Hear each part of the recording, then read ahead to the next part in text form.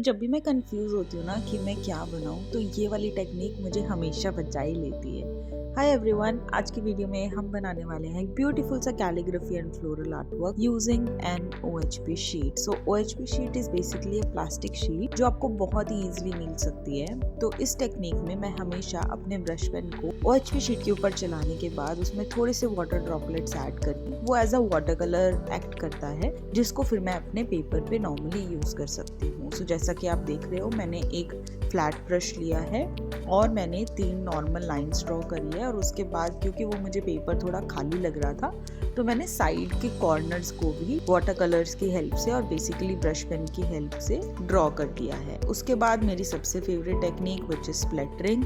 Again आप colour लोगे अपने ब्रश में एंड दूसरे ब्रश की हेल्प से रैंडमली स्प्लैटर कर दोगे।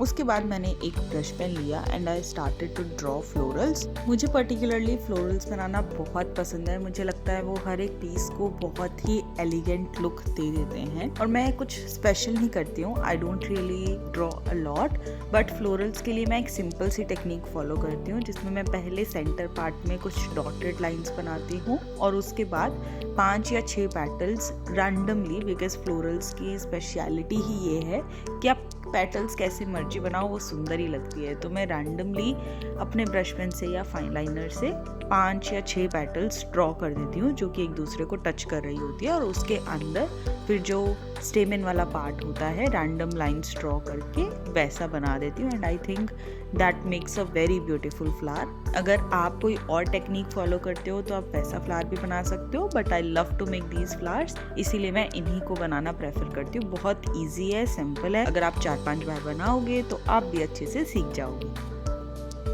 Florals are always incomplete without leaves. So leaves के लिए भी मैं नॉर्मली 2 लाइंस या 1 लाइन लगाती हूँ और लीव की जो शेप होती है उसको रैंडमली ड्रॉ कर देती हूँ and it turns out really beautiful.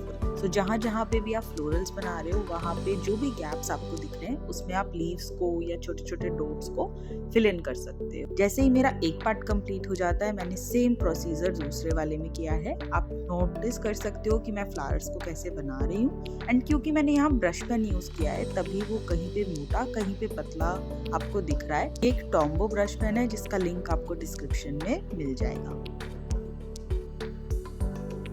और अभी तक अगर आपको ये ट्यूटोरियल अच्छा लगा है तो please make sure that you subscribe to my channel and let me know in the comments कि आप नेक्स्ट वीडियो किस टॉपिक पे देखना चाहते हो।